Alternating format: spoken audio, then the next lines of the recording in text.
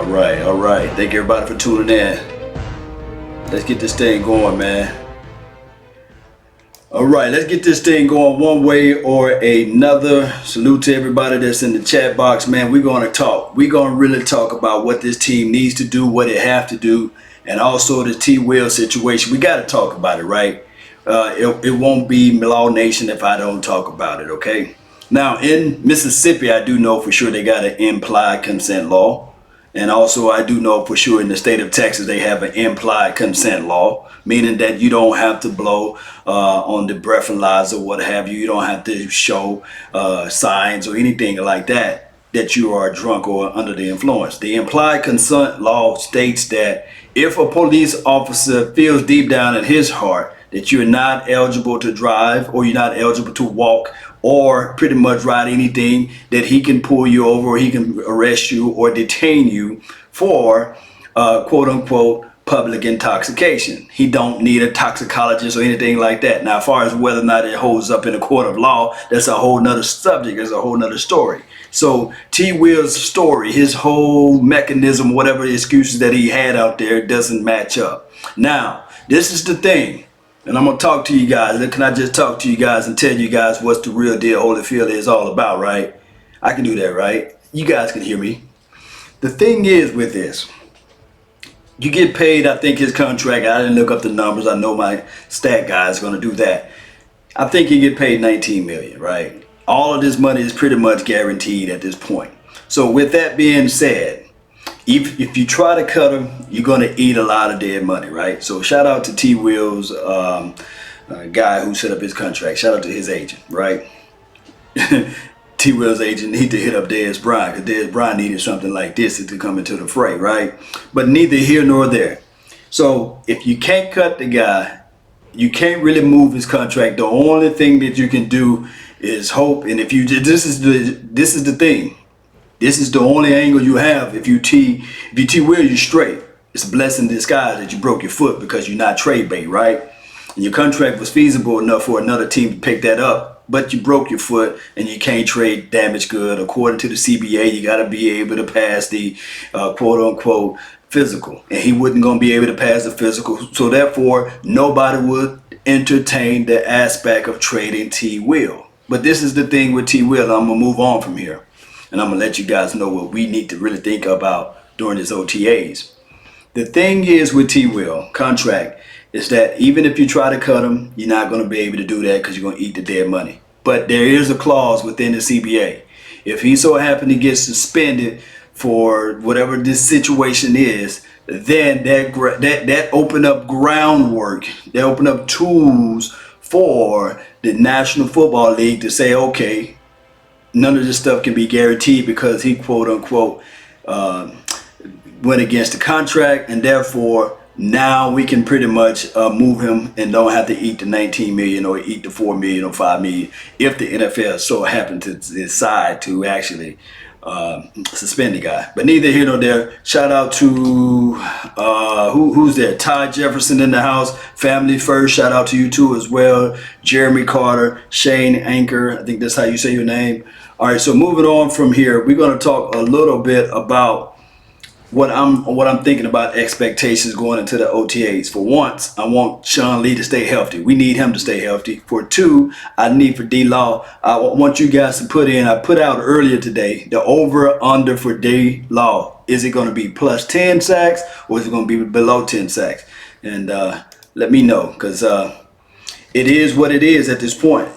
D-Law, we all know when we pay our guys, and this is so happened to be the truth of the matter. When we pay our guys, they just don't ever show up. So putting the franchise tag on them is pretty much a smart thing to do at this point.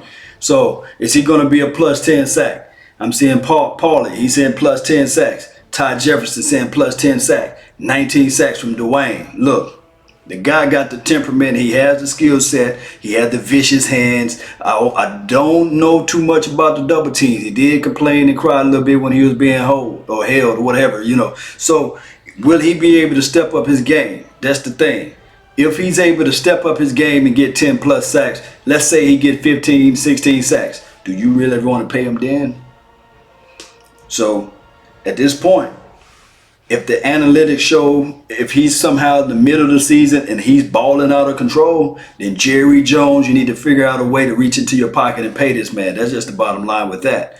You got to fix this team. We do not, and I'm telling you guys, we do not want to go back into salary cap hell. I do know that some people say that there's no such thing, but with the Dallas Cowboys, we fall in love with our players and we never want to let them go. So with Stephen Jones running running this team now, do we really fall in love at this point? Huh? Do we really fall in love with players? Pay them. That's from Say Prime Time. Yeah, salute to you, brother. Yeah, he say pay the man. Bring back 94. If Randy Gregory, my God, if Randy Gregory can step this thing up, I've been saying this for years. And hopefully the guy can stay off the weed. If he can step it up, the brother got a bed out of this world, violence hands, can crash up field and get to the quarterback. We understand that on that side of the field. Now, if you sprinkle in what D-Law can do, we do know that this front four is finesse. I've been saying this, and the weak link out of everybody is T. Crawford. Believe it or not, Tyrone Crawford played decent last year. He played decent. But he still didn't play up to his contract, so this is his last year. I think this is his last year. Hopefully it is, so we can get a dog out there, right? We need a dog out there.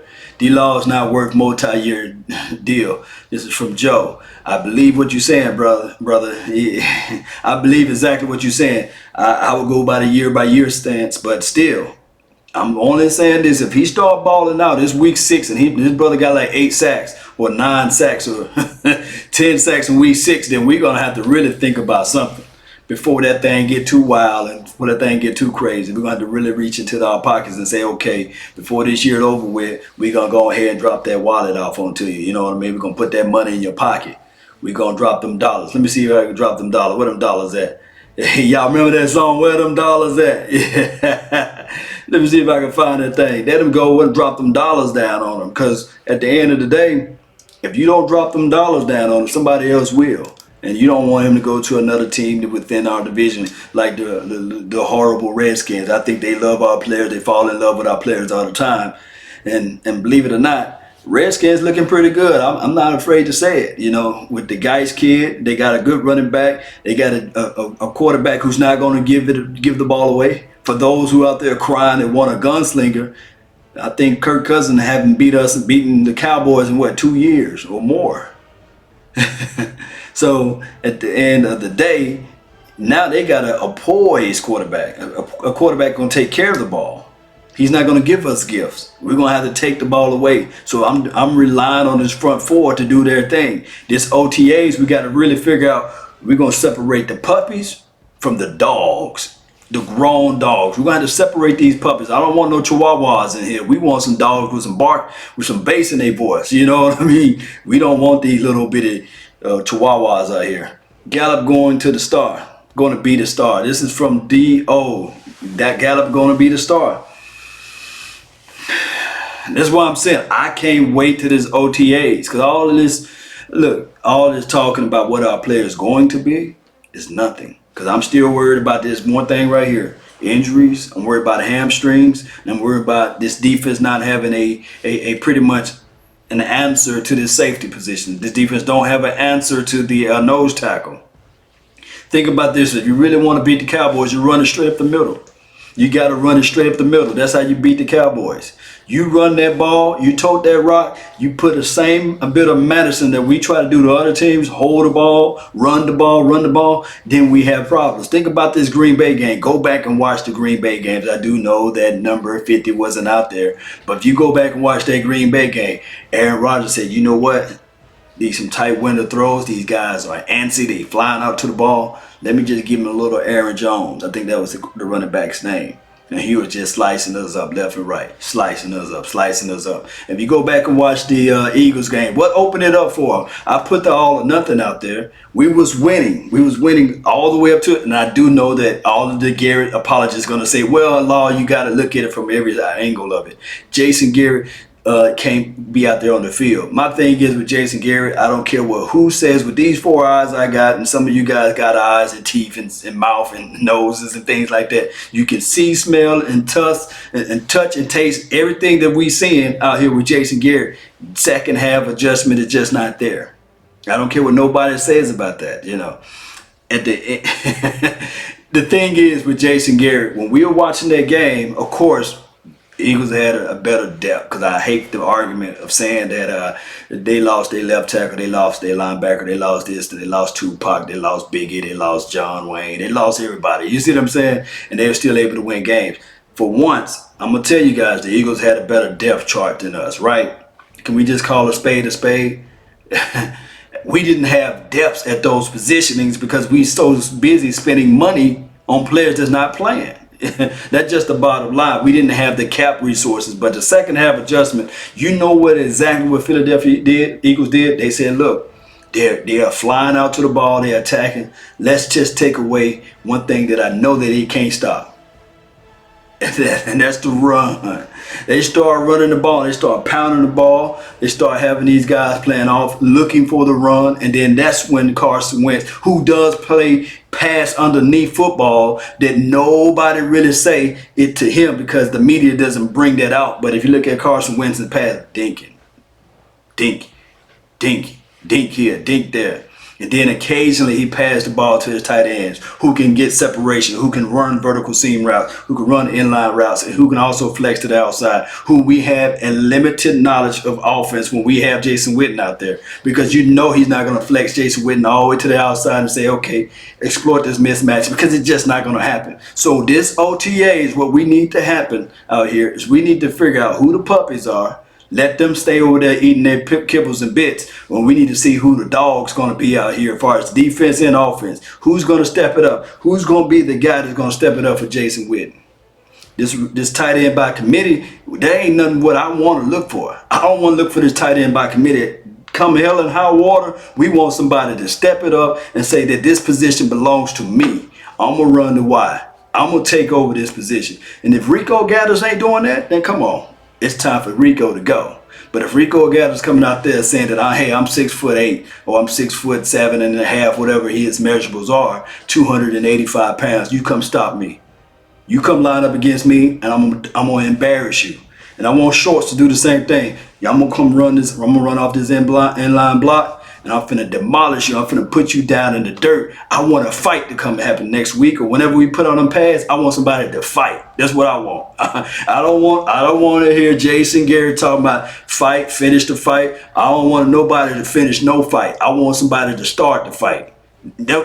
Somebody need to go out there to OTAs in minicamp. When we go out there to Oxnard, I want shirts to say start the fight. I don't want to have no shirt to say finish the fight. I want a shirt to say start the fight. Beat people down, put their face in the mud, let them know that we have the best. And I'm telling you, the absolute best offensive line in the National Football League. I don't want to hear the word of saying they say. I want everybody that wear their silver and blue playing this offensive line. I want them to say, man, we are the best, and we finna prove it. We finna show it to you. I'm not finna help you get up. I'm gonna put this elbow in your back. I'm gonna put this knee up your spine. I'm gonna make sure you know what this dirt tastes like. If we playing on turf, I want to make sure you know what this turf tastes like. I don't want none of this kibbles and bits. If you want to eat kibbles and bits, and you barking like a little chihuahua, you get over there on the side of the bench. Because the 46 man that we bringing out here to play gonna be some dogs. I'm talking about the 46 man. I ain't talking about the 53 Ross. I'm talking about the 46 people that's going to dress up with that silver and blue. We need to have these guys out here ready to eat. I don't want none of this lip service talking about the ref didn't call, the holding call. I don't want nobody talking about the ref didn't call the pass interference. I don't want to hear none of that stuff. Because at the end of the day, if you line up everybody and you play, then you will win this game in the National Football League. I don't want to hear no excuses. Now, I'm telling everybody too as well, with Dak Prescott, I've been hearing that a lot of people, people fail to realize. They say, okay, Law, you a Dak apologist. You this and that, that's and this and this and that. Okay, I let them bump their gums a little bit. I let them hear them because they developing a trap that they're going to fall in because they don't know that I don't give a damn about one player in here trying to appease anybody. I want Dak Prescott to step it up at the end of the day. Dak Prescott, if I don't see that footwork, I don't see the mechanics out there, I'm definitely going to break that down too. But what I was telling all of the fickle fans out there who don't really watch football and everybody coming to bringing out, hey, this player did this, and and Wentz did that, and this guy did that, and Tupac did that, and Biggie did that. Look, pump the brakes. This is the guy third year. I don't care what kind of tape you show me. Tell me another quarterback that was in his second year was just. I heard some people say Watson did this and Watson did that, but they never brought up the fact that Watson was passing the ball. I'm talking about the quarterback passing all them damn interceptions. I want somebody to take care of the ball and methodically move the ball down the field. I want us to lose. If we lose, not in spite of the quarterback, but I want us to lose as a team collectively. Not just one person passing 5 or 6 interceptions. Not one person trying to be hero. I want us to, if we lose, I want us to fall still fighting. You guys already know if you want a thing bad enough to go out and fight for it, to work day and night for it, to give up your time and your peace and your sleep for it. If you're not doing that out there on the field, then I don't want you out there. And if Dak Prescott is showing the same thing that we saw, gun shy, actually holding the ball too long, not making preparation on his footwork, because he know that his feet were sloppy. He know that. He should know that. Looking back at tape, I believe that he's a cerebral guy. I think that he will make corrections on his faults. But if he's going out there doing the same thing from last year, or you think, Law Nation, you think I'm just going to sit back there and say, okay, this is his third year. Give the man a try. Give the man some chances. No, I'm not going to do that. And did I forget to tell you guys about this too as well? Ezekiel Elliott don't give a pass too as well. Ezekiel Elliott better get his butt back out there in shape. I better not see Marshmallow Ezekiel Elliott. I better not see Ezekiel Elliott with his head down in between his shoulders, because Ezekiel Elliott better come out there like the dog that I know he has been in college. Ezekiel Elliott better come out there and ball too as well. Everything rests on the shoulders of Ezekiel Elliott and Dak Prescott. I know this is a team game, but if these two guys are not in order, then I'm going to have a real bone to pick with them. That's what I'm telling you guys. If you don't like what I'm saying, you can hit the door. But at the end of the day, Ezekiel Elliott, look back at the team. And I hate this. I know people are going to say, look, Law, you're talking about the 90s again. But we went as far as Emmitt Smith went. If you think I'm lying, look up Troy's Aikman records without Emmitt Smith. I'll sit and wait. Let me know. But we went as far as Emmitt Smith was. He was the guy. We understood what the offensive line is there. The offensive line, they're going to do their thing. They undercover, under the scene type of guys, behind the scene, making their moves, doing their thing. But now what we want to see is Ezekiel Elliott take over for this offense. I want to see 25 to maybe 30 touches. I said, yeah, 30 touches. That's a lot of touches. But at the end of the day, too, as well, I want Rod Smith to get into the mix. I want Jameis Olawale to get in the mix. Did I talk about Bo Scarborough? Or Scarborough, whatever you say his name? If this happened, then we can be an unstoppable force. If we focus, because most teams are designed to stop the pass. Every team out there, all 31 other teams are out there saying that, hey, we're going to try to figure out how to stop the pass. Now, we do understand that I think it was the 2017, I think Giants. Yeah, 2017 Giants and you can say 2016 Giants tried a little bit of stopping the run first and all of this stuff. And then we understand that the Redskins try to draft to stop Ezekiel Elliott. We saw what they did in the moves in the draft. These are big physical plugs on the front four. One can argue the Giants are built the same way, and the Eagles within division, they are built to stop the run. But I'm going to tell you, if you can continue to wear against them, wear against their front four, keep wearing against that front four, it's gonna be hell to pay with, man, when you got these guys out here in the mix. Trust me. And then you sprinkle in a Tavon Austin. And everybody talking about, well, wait a minute, hold on, Law. How in the world Dak Prescott is going to get the ball out to the receivers? We got a lot of receivers that can got a quick, short area quickness. We got Cole Beasley, who's pretty much, Cole Beasley is quote-unquote unstoppable one-on-one. So they're going to have to figure out something now when you have Cole Beasley and Tavon Austin out there in the backfield and you sprinkle in Ezekiel Elliott. You guys know what I mean, right? Oh, it's going to be nice. Let me read some of you guys' questions before I move on to the next topic. Just reached last year. Laugh out loud. Fly Eagles, fly Eagles. This is from Tazine.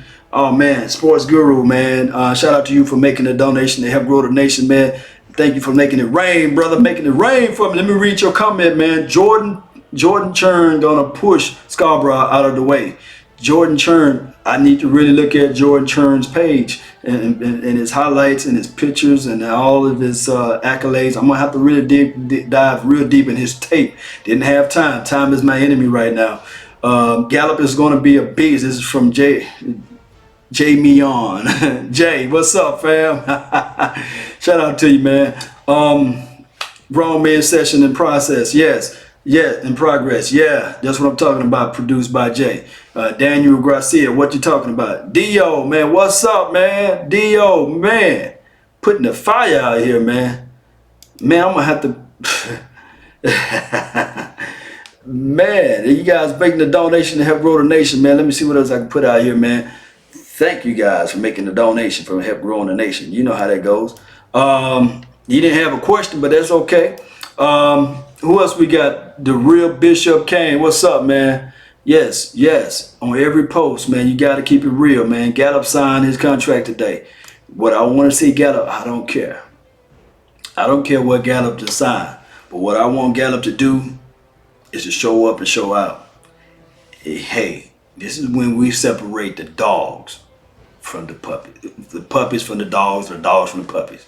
And on top of that, we got a king dog. I want a beast out there. And that's when you gain a level from a dog to a beast. I'm talking about that's when you have antlers and stuff looking like Beauty and the Beast, you know, that big old thing with the antlers and damn hooves and fangs. That's what I want you to be. I want you to be a beast. If you ain't beasting out there,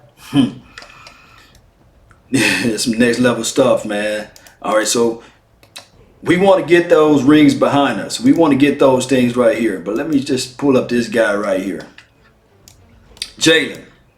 We hearing a lot of Jaylon Smith talking. We hear a lot of Jaylon Smith saying that he's 100%. We seeing that out there on tape, that he's cutting it up, running, looking like an action figure out there, looking like, oh my God, his name should be Zeus. All that stuff is good. I'm talking about he running big, just running around. Let me play my music. Let me just get my music up and tell you how this guy is looking to me, man, out there. He's looking like he is 300 himself. Let me just pull it up.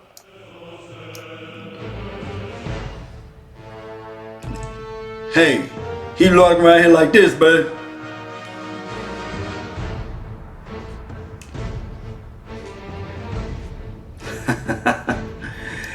That's what he looking like, man, walking around here with everything, man. Like he's just coming out of 300 himself. But at the end of the day, what I want to see with it, I don't want to hear all the lip service. I don't want to hear all the talking.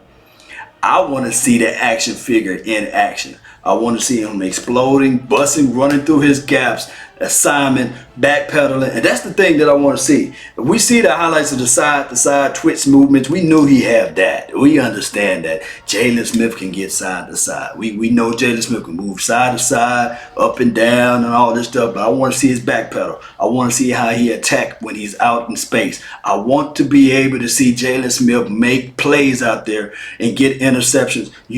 Now a lot of people saying that, shout out to Calvin, man. I'm Williamson. Salute to you, man. We want to see Jaylon Smith so bad playing the mic, but I do understand they moved him over to Sam. From what I heard, I don't know if that's true or not. Let me know in the chat box, guys. Let me know, because I haven't been out there watching the news. But let me know whether or not he's really playing Sam before I go any further. Clorox Bleach, what's up? Let me know. Let me know down in the chat box. Did they move him to Sam, or he's still playing the mic?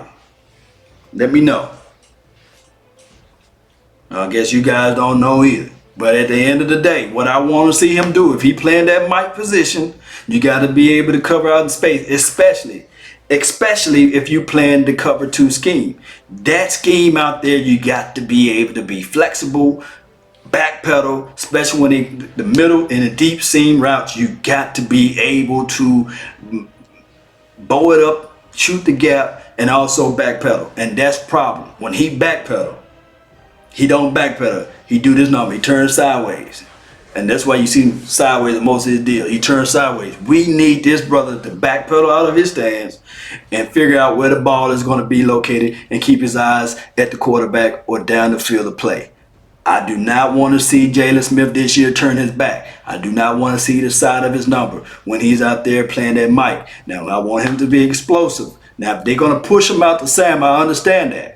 If they do that, if they have LVE, and LVE somehow shows up and be the guy, the machine, the robot that we says with that big guy, I'm going to make up a word, neck. That brother neck is like, If he have that type of neck out there and have that in mind to move around and find a track and explode to the ball, and if he's better at that Mike position, and Lord help me, because if he is, then okay, I can understand that we grooming Jaylon Smith to take over Sean Lee's old position, weak side, because the tea leaves are settling in, or it is getting old. Sean Lee is getting long in the tooth. I would understand that. But this year alone, I'm telling you, the fourth hardest position to understand and to recognize is the Mike linebacker, because you're pretty much implanting the entire defense. If you guys think I'm lying, go back and watch the All or Nothing. Look at the Atlanta game. Look at any game that we lost without Sean Lee. Sean Lee is the brains of the operation. You have to align everybody up out there. You got to let them know to play shallow, play strong on the line, or play off. You got to tell them, hey, shoot this gap. You got to be able to say that. And you can pray, but you got to have player recognition of what the player is going to do on the opposite side. And that, my friend, is what Sean Lee does out there. So with that being said, he's doing it from the weak side. You can only imagine how better this defense would be if he's doing it from the mic. If so, if LV can step it up in this fashion and be that guy, the aggressor, flying out to the ball, attacking, exploding up to the gaps, because I do have my reservations still on his run, his pursuit to the run. If he can step this thing up, guys, it will be a plus. But at the other end of it, reason why I'm saying that I have my slight reservation, because he's a rookie. There are things that he just wouldn't know playing that mic, and there are things that Jaylon Smith didn't know last year. He benefited from sitting all out the year in 2016, but there were still things that he just didn't mentally know. But if he can step this thing up, and if Jaylon Smith, Sean Lee, and LV, if they can get these things together, if health, we know NFL is a war of attrition. If we can stay healthy, my friend, we will be in a better, and I'm talking about a better situation altogether. All right, so let me just turn my little volume down just a little bit more. So I always want to give a shout out to everybody, man, before I run on everything. I thank everybody for tuning in. It's always better to be seen and not viewed. So those who live in the flesh, man, let me know where you're from. Let me know how long you've been following the channel if you can, so I can give you a shout out. Moderately, man, shout out to you too as well. Hey, it is a pleasure, man. Daniel Gracia, shout out to you too as well. Mike Wall, what's up? Sean Lee has been training and mentoring Jaylon Smith all offseason. Hope it plays off. This from D.O. Hey, man, shout out for the donations too as well earlier. Hey, it will pay off, man. Mississippi Jack, yes, yeah. Mississippi home skillet, man. You guys know what I'm talking about. Richmond, VA in the house. Yeah, what I'm talking about, Richmond. Just Joseph McCray, man. What's up, man? Shout out 93 into the infinity, man. What's up? Been watching since day one. That's what I'm talking about. When I had like 2 subscribers, right? Yeah, when I was shooting these videos through my cell phone, man. That's much love. That's much love. A lot of people didn't know, man. Shooting from my cell phone. Los Angeles for 1 year, man. That's what I'm talking about. Who's that? That Ty Jeff. And then we got the almighty Bones, man. You play dominoes? Let me know if you play them dominoes. You ain't ready for these dominoes, man. You definitely don't play them dominoes, right? DeSoto, that's what I'm talking about. Big Texas in the house, baby. Big Texas, man. That's what I'm talking about. Chris Torres, what's up? San Antonio. Yeah. Man, shout out to y'all, man. 25,000, man. 25K, man. Look, my only goal was to get to 1,000, right? And then you guys kept pushing me. Oak Cliff in the house. Everybody know Oak Cliff right down the street, man. That's where the VA at. That's where Dallas get down at, man. Y'all don't know about Oak Cliff. Shout out to Oak Cliff, man. Texas. You know, city is in Dallas, you know. All right, who else we got? Earl Thomas is our missing piece. Oh, if we can get Earl Thomas, my God. You know, I'll pump the brakes a little bit on everything. But I still have to have my reservations. Because this guy in the picture behind me, he's talking all type of stuff that's saying that he's 100% ready. I'm ready for him to get out there shorting up. Maryland in the house, whoever got Brooklyn, New York. Now, I think I saw a Philadelphia Eagle fan in here, right? I guarantee you jump live in your stream, you say, hey, Philly, where y'all from? You know what I mean? Where the Eagles from? I bet you get nothing but from where you guys are at. You know what I mean? I got people from Queens, New York, Brooklyn representing, dominating the East Coast over here. I got Chantilly, Virginia. I got more people right now representing the East Coast, and we up here in the Texas, deep down in the South, than any of these Eagles fans going around here saying "Fly, Eagles, fly." Put it like this: we got 5-time Super Bowl, and at the end of the day, let me show you something that you can't show. Let me show you something that you can't do on your screen. You see these right here? You can't pull up a picture like that, because at the end of the day, we got 5-time Super Bowl. It don't matter when you got it, we got it, and you don't get it. You don't got it, we got it. You might have got it last year, but we got it all of the years. You're still looking up. So at the end of the day, you the little puppy. And we, you got the big balls. We got the big bark over here, because we dogs, baby. Till the day we die, silver and blue, you cut us, we will bleed silver and blue. But the Eagles can't cut us because they can't penetrate through this blue, baby. That's how I'm telling you guys, that's how we got to roll out of this thing, boo. That's how we got to get this thing going. Let's get this thing crunk, man. Y'all hit it, man.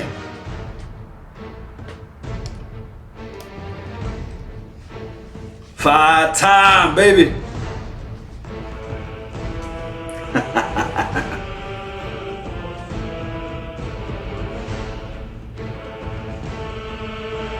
Cinco.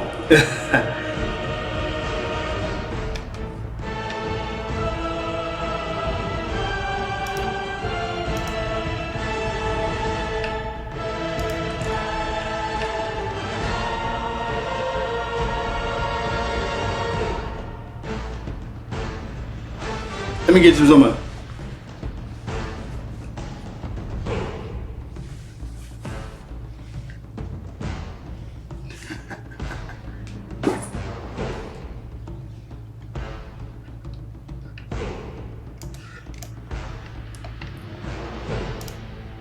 Oh yeah, before I go to as well, that's been my time. I really thank you guys for yours. And remember, you're listening to nothing but the best. Salute.